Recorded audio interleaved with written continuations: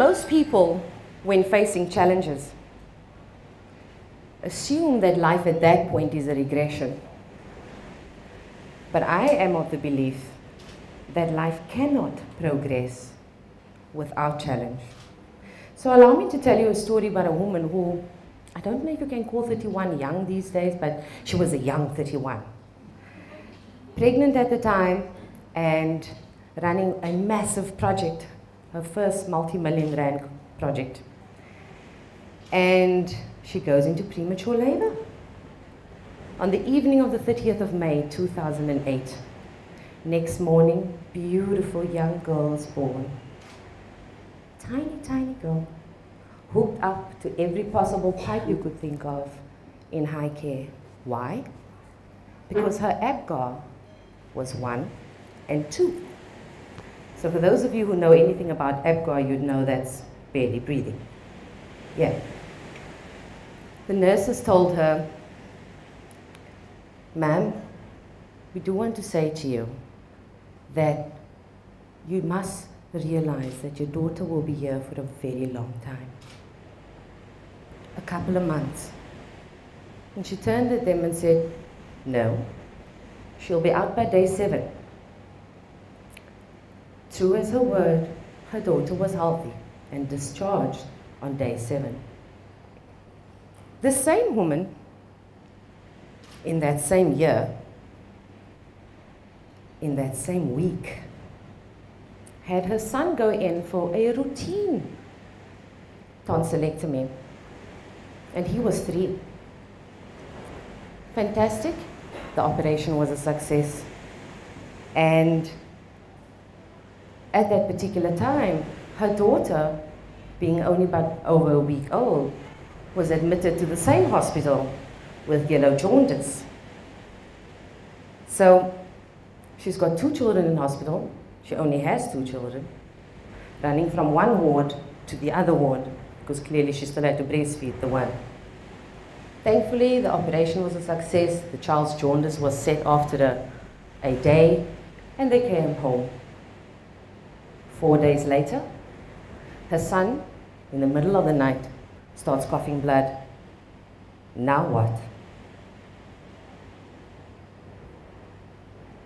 Only to be rushed back to hospital and discovered that he hemorrhaged. Sorted him out, the hemorrhage was complete, and he came home. Wonderful challenges, so many of them in 1 week. But her life didn't end there, and neither did her challenges. Her daughter then had the wonderful thing that any mother would love her child to have: reflux. If you've ever seen a child with reflux, you know nothing stays down. And she dealt with that as well. Her son, very interestingly, before her son actually, when her daughter was 9 months old, the child was admitted again to hospital for bronchial pneumonia for 6 days. She comes out of hospital, the little girl at 9 months, and her brother gets none other than H1N1 virus, also known as swine flu. Quarantined for 1 week. Do you think that's enough challenges for one person?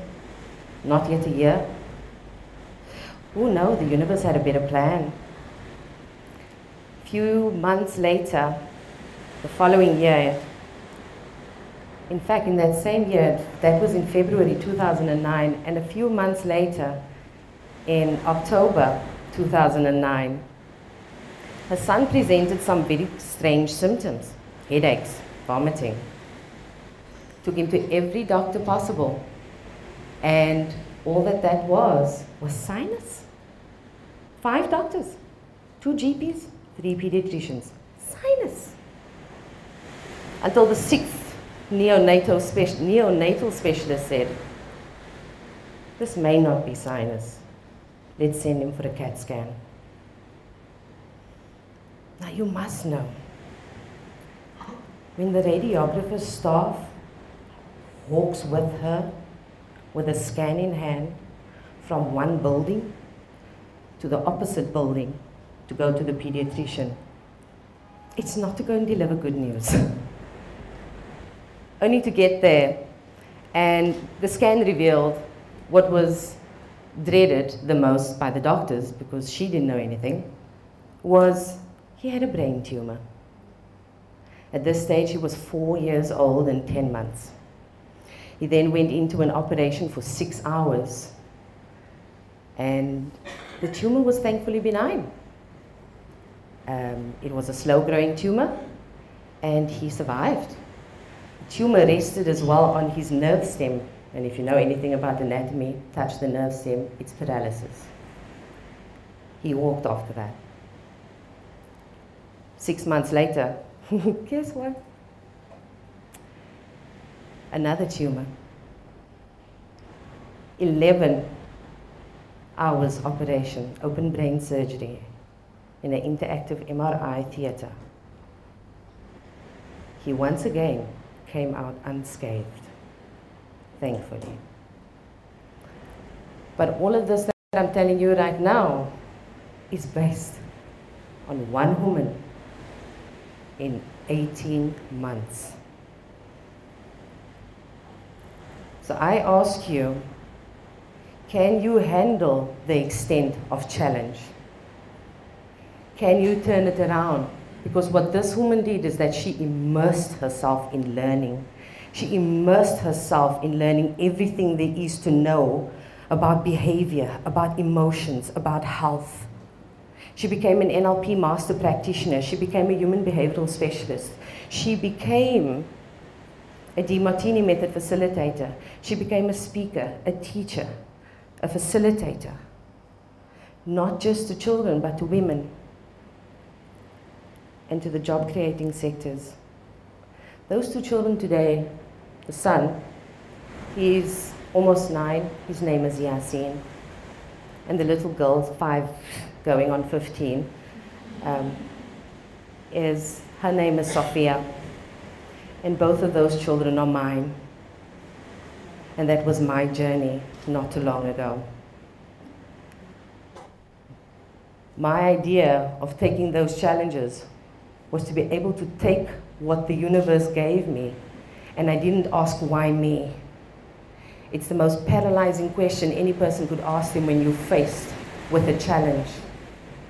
I asked, why now? Where does it come from? What is it to teach me?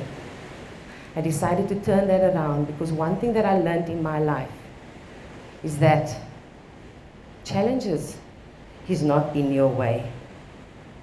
It's on your way. It is part of who you are. There is nothing missing in this world. So I ask you, if you are going to reinvent yourself, the first thing that I'm going to ask you for is find your challenges. Seek the pattern. Your challenges does not come without a pattern. That same thing that irritates you, that same thing that angers you, that same thing that frustrates you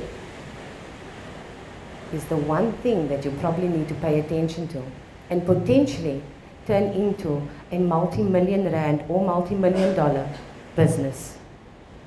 Serving people meaningfully, with purpose, with heart. Thank you.